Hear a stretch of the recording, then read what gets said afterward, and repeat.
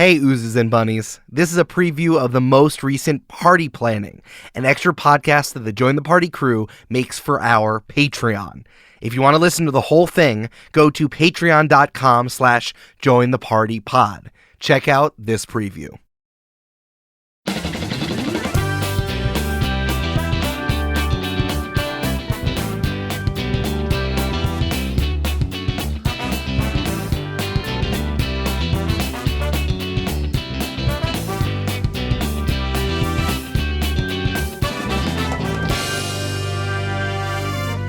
Watch out, Amanda and Lauren. Brandon and I are falling in love. Pew, pew, pew, pew, pew. Idiots. Watch out. We'll do anything for content, including fall in love. You thought you could keep us apart, but no longer. No, we've been trauma bonded by terrible jobs, and inevitably, it's been a real will they, won't they for the entirety of Join the Party.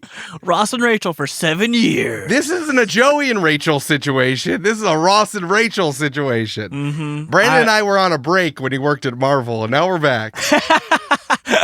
The great thing is we're both Rachel. Neither of us are Ross. Honestly, that would have made the show much better if it were like, just cut Ross out of the picture and just did two Rachels. They just didn't know that he was so terrible. I know. I think about that a lot. Okay, we're going to do the 36 questions that's going to make people fall in love. Because it's Eric and Brandon talking about stuff, Brandon told me something right before recording, and now I want to talk about it because this is naturally, we're having some food talk. Yeah, it's very important. My sister likes to send me and my brother fun food things all the time, which I appreciate. Like women in families do. Yes, exactly. My sister also has a huge sweet tooth, so it's always like, candy or sweets or something. But she sent us today, Insomnia Cookies has a fruity cereal cookie that has like Fruity Pebbles on top, but in the middle has a cereal milk buttercream like filling. Which sounds fucking good. Is the middle also Fruity Pebbles?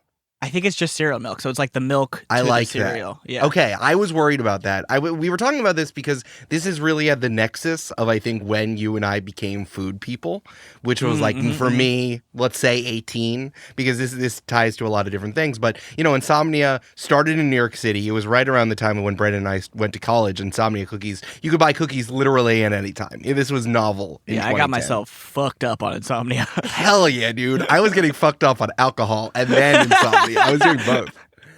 And now, there's been such an arms race of cookies lately, which kind of has eclipsed the cupcake wars of the 20aughts, the 2010s. The reason why I want to talk about is that we were at the forefront of it as me living in the suburbs of New York City, my dad going to New York City for his job every day.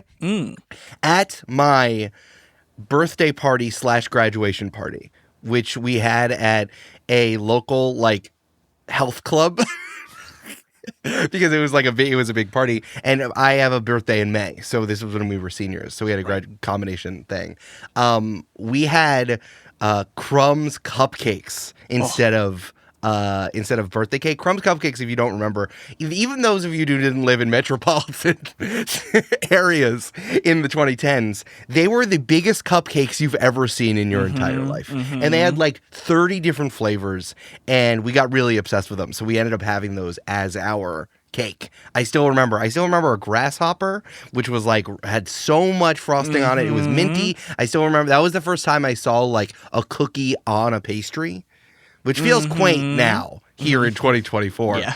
But the whole thing with the cookie you're saying is there's such an arms race because also, Milk Bar pioneered the crack pie, LOL, what a time to come up with this call it crack. And also the cereal milk confection. Yeah. And now it feels like this is the apotheosis of all of that. The cereal edition plus the goo inside of the big cookie. This is just incredible. I know. I'm excited. I want to eat it, but I don't live in New York anymore, so here we go. There's such an arms race of cookies, though. And also, Insomnia is everywhere. Oh, I wonder if there's one in Seattle. Yeah. This is like when we argued with Julia that, Kava wasn't everywhere. I had kava in Dallas. Yeah. You mean Mediterranean Chipotle? Yeah, dude, that shit's everywhere. I've told this story many times, so forgive me if you've heard this before, you and the listener. But I remember my favorite memory of what's the cupcake place called again? Of Crumbs. Crumbs. Yeah. Was I used to go regularly, like once a week, maybe once every 2 weeks or something, but regularly to Chipotle, get a giant ass burrito, Yeah, and then dude. down the block was a Crumbs. So I would get 1,000-calorie burrito and then get 1,000-calorie cupcake and eat it all in one meal. The wonderful about that too was like that was probably $11. Yeah, Combined. yeah, for real. Yeah, That was that's true. incredible. A burrito the size of a baby and a cupcake the size of a bocce ball. That was all $11. 100%. Also, if I remember correctly, both of those were super close to NYU. Like the Crumbs yeah. I'm thinking about was like on 13th Street, 5 city blocks away from the hub of NYU. And that Chipotle, there was a Chipotle everywhere. Yeah, I lived on the Upper West, and it was right up there. But yes. Okay, correct. well, say, Yeah, I mean, yeah. you could have done that everywhere in New York City for sure. That's awesome. The thing I was talking about, and the other thing of why I want to start recorded, is that there's such a cookie wars happening right now. Like the cupcake wars have turned into cookies because Chip City is a pretty popular one that around New York State, and of course Crumble, which Brandon is about to spill the tea on. Well, I just think it's funny that. Speaking about chip wars, or not chip wars, cookie wars. Chip wars. Chip wars.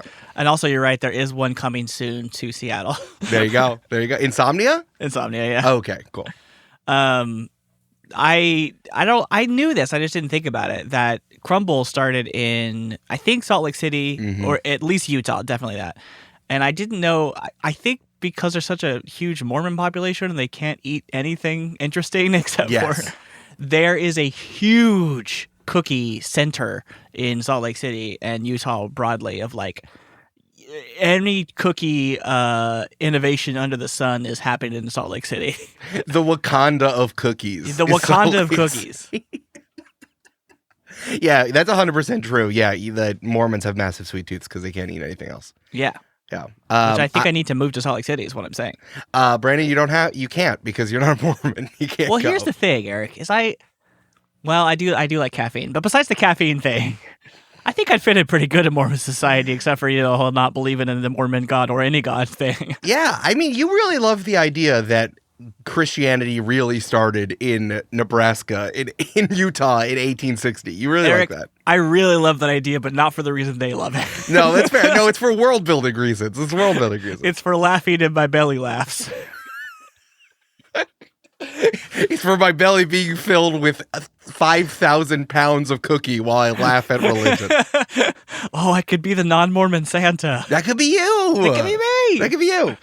Brandon, it sounds like I know you pretty well. And maybe you know me pretty well. Maybe. But if only there were like 36 questions that we could definitively know about each other to fall in love with each other. I think, yeah. You want to fall in love real quick on this party planning? Yeah, let's see how far we can fall in love in the 53 minutes we have left. Yeah, I think it'll be great.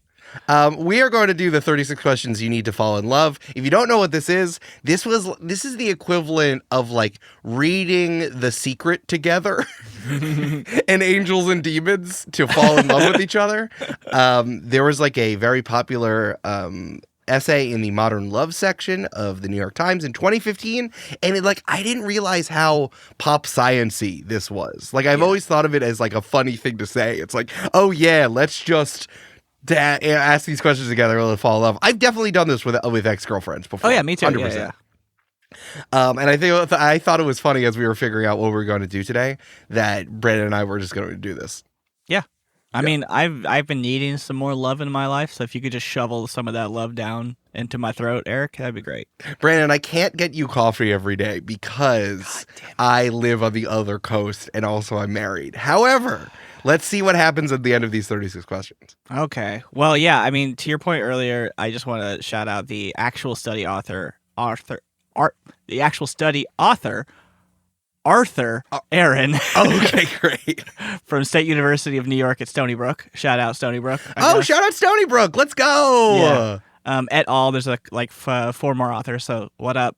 Hope you enjoy your fame. They had some affiliation with SUNY LTC, but they got left off of the. They got left off of the paper at the end. It's just academic politics, Oh, is there any superheroes that like their superpower is just like not like forcing people to fall in love, but just being so fucking hot and charismatic that they're like everyone falls in love with them. Mm-hmm. Yeah. Oh, okay. Yeah. Yeah, definitely. For sure. I still remember the first time that I saw a superhero who could just like tell you to do something, or a supervillain to do something, and then you just had to do it. Like the Purple Man in Jessica Jones did that, that David Tennant played. But the first time I think I saw it was in Umbrella Academy. Oh yeah. Who was like the main woman. The rumor. Yeah, lady. rumor has it. Yeah, that was the first time, and I'm like, I understand when you're doing a gritty. Like when you're doing gritty superhero, I guess that is something you could do. But it feels like so The Boys to me. Yeah. Like it feels like it only exists as satire for that to be someone's superpower. 100%. Yeah. We won't get into the Umbrella Academy. I finished the latest season and it was a whirlwind. I read the books. Have you read the books? No. They're kind of interesting. I think the art and because it's written by Gerard Way. You know, of the Black Parade, they're like, it's a lot more absurdist and weird. Yeah. Because trying to put a weird thing into a normal box only is like, why is this TV show so weird? Yeah, exactly. Yeah. Yeah. And like, you know, they're really leaning on Klaus really hard. And I love that guy. I know him from Misfits, another superhero show. Oh. That show rips. That British show. It also has That's a superhero show? Yeah. Oh, I didn't know that. It has the guy who plays Klaus, but the main guy who's such a good actor is the guy who plays Ramsay Bolton from Game of Thrones. He is such like that guy, and he is such a good actor. And he's really good at playing like, he's not creepy in Misfits. He's just like a sad loner, but he really puts it with so much empathy that like I love Misfits. Ewan Rowan? Yes. Jesus Christ. Yeah, He's Welsh. Yeah. He's like, you know, that and Skins, like I was really on that stuff. And of course, all of those people spiraled out because there's only 5 actors in the UK. Yeah. And they were all in the Harry Potter films. Yeah. So I was really on top of that and I thought it was great. Yeah. Well, we won't get into it again, but the actor who plays Klaus is great, and he is done dirty in a lot of the show. So That's rude. I know. I don't It's know like what the pronouns are, but yeah. Yeah. It's like they All didn't know what to do. Let's fall in love. I wish I had a monkey butler. Oh, I do too. Yeah. And a robot mom. Yeah, I wish I had a robot mom. Me too. But like in addition to my current parents. not only.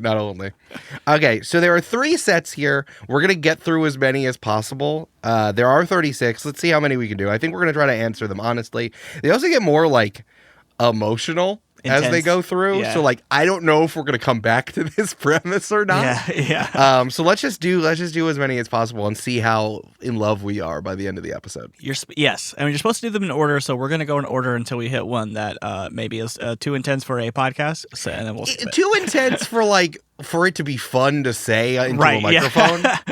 Because like I'll tell you whatever, but I'm like I know this isn't fun for anyone. Yeah, exactly. I'm not even having a good time. Right. Yeah. Okay, so I think that we should switch off of who goes first, and the person who goes first has to read the question out loud. Because you pulled this document together, Brandon, and I didn't have to prep, which was great. Do you want to go first or you want to go second? I'll go first. Okay, great. So you take the first one, and then I'll give my answer afterwards, and then I'll do the second one. So how sexy do you want me to say these? Well, how much do you want me to fall in love with, big boy? Okay, question 1. Okay. Given the choice of anyone in the world, whom would you want as a dinner guest? I think the implication here is alive. Yes. Because I think that the way this question would be asked is living or dead, alive, who would you want as a dinner guest? So Yeah. who alive do you want to talk to? Like think right so. now, I guess right now too. Yeah. That was great. My favorite part was the accent work. If you like that, you got to hear the rest of Party Planning by joining the Patreon at patreon.com/jointhepartypod.